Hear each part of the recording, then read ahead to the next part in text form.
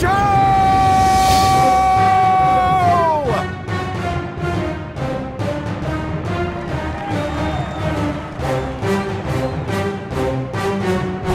What a bizarre show.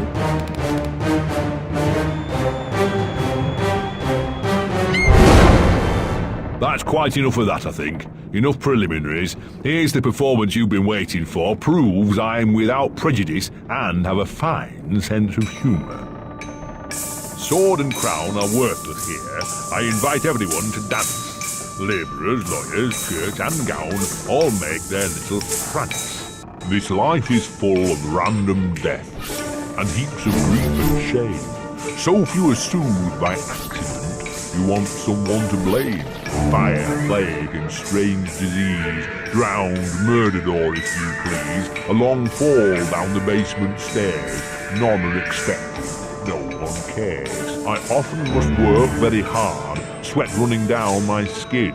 After the dance, I then must rest, and the eating can begin. Time to eat. Death is the ultimate equalizer. All have the right to be eaten. Get in line, princess.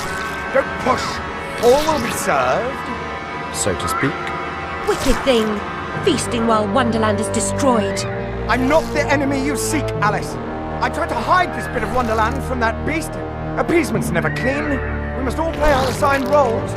Are you a pawn or a queen? An idiot or a practiced fool? However this turns out, consider the prospect that you've been misled, Alice. Then ask, by whom? No! Who set that bloody train in motion? Where has it come from? It arrived when you arrived, and it's more horrible even than you could currently imagine. The death of a dream caterpillar may know how.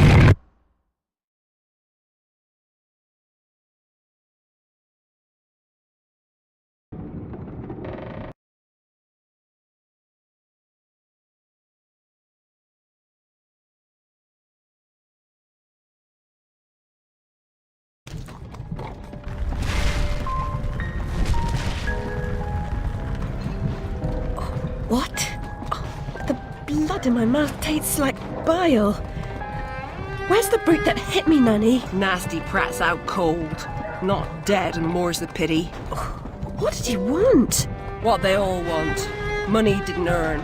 What were you thinking, butting into that mess? You could have been killed. Nanny, my mind's in pieces. I still have terrible visions, and I need to know. About the fire. Same as always. You need to move on, Alice. So do I. Well, at least she's not spewing that asylum nonsense. My past is dead. I killed them. I should have saved them. I should have died. Her mind was in shambles. Radcliffe thought familiar faces would bring her round. After a year, he lost interest in her inheritance. Greedy sod. Still, always asking his bizarre questions. Heavy dose of madness, I'd say, but honesty's never the best policy in this life. When she wasn't comatose, she gaped, eyes like pinwheels, drooled, occasionally screeched. Never uttered a sensible sound. And like the child she was, she kept her secrets close.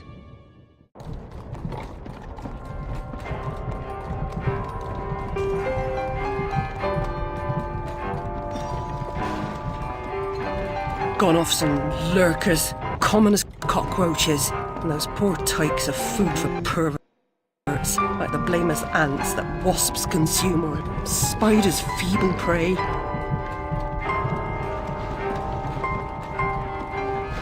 You visited my room at Rutledge. What were you... Recall that?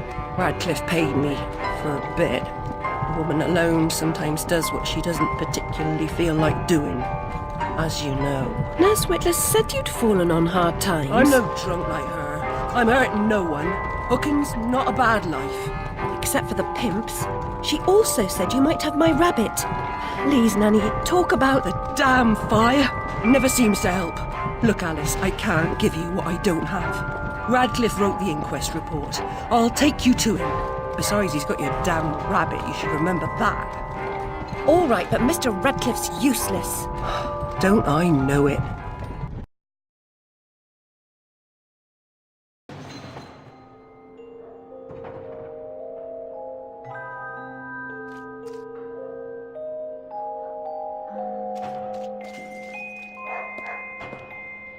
Ear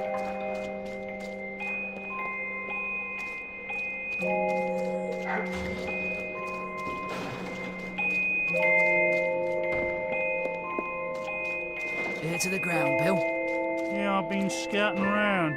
Nothing getting a minute. Place is crawling with roses.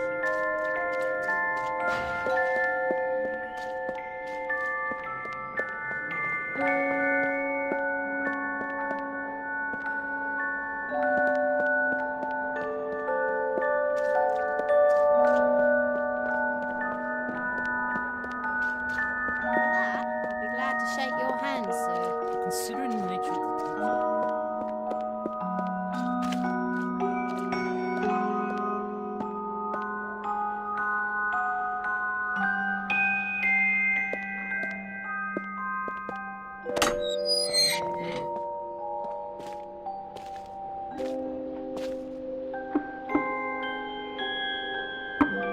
Yes?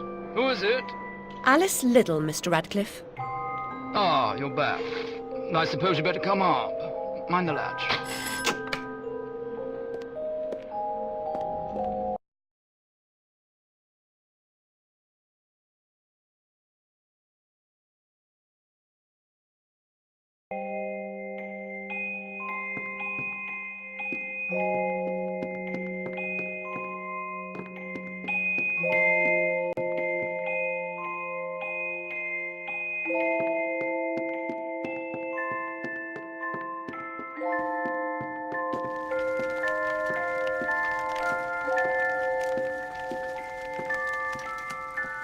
You do have my rabbit. Forgotten your manners? And what else, I wonder? You abandoned it at Rutledge Asylum, my dear. We've been over this before. In a huff as usual, oozing with attitude and accusatory flummery, I've stolen her rabbit. Ridiculous pretext. She's here about the fire again. All the mad child wants to talk about. My report found her family dead by misadventure. She won't accept it. It goes on about her killing memories and her need to know the truth. The alleged truth is, the fire began in the library when the cat knocked over a lamp.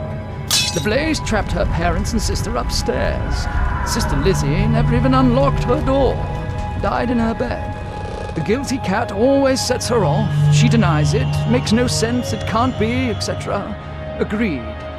From the outset, Alice was my candidate for the pyromaniac. The girl had a fixation with fire. I once remarked that I thought she might have had a larger role in causing the tragedy. She suffered some sort of psychotic episode.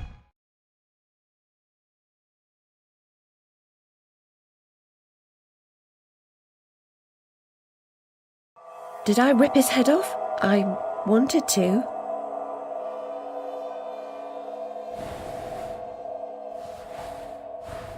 What's left of my brain will explode. Is it mad to pray for better hallucinations? Perhaps I'm fated to expire right here.